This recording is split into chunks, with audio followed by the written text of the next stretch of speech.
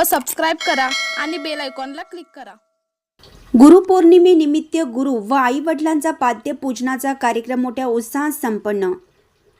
सुविचार, सदाचार, सुसंगती व सद्गुरूंचा आशीर्वाद या 4 गोष्टी विद्यार्थ्यांच्या जीवनात यशस्वी होण्यासाठी कारणीभूत असून पालकांनी आपल्या पाल्याला या 4 गोष्टीसाठी प्रोत्साहित करावं, असे उद्गार डॉक्टर कुमार पाटील यांनी काढले।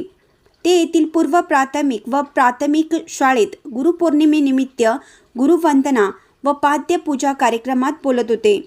कार्यक्रमाच्या अध्यक्षस्थानी मुख्याध्यापक संजय तावदारे हे होते, तर चेअरमन अजित चौगले प्रमुख उपस्थित होते।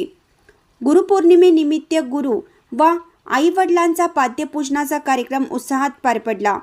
इयत्ता 1ली ते 4थीच्या विद्यार्थ्यांनी प्रथम आई वडिलांचा व शाळेतील शिक्षकांच्या पाद्यपूजन करून आशीर्वाद घेतले।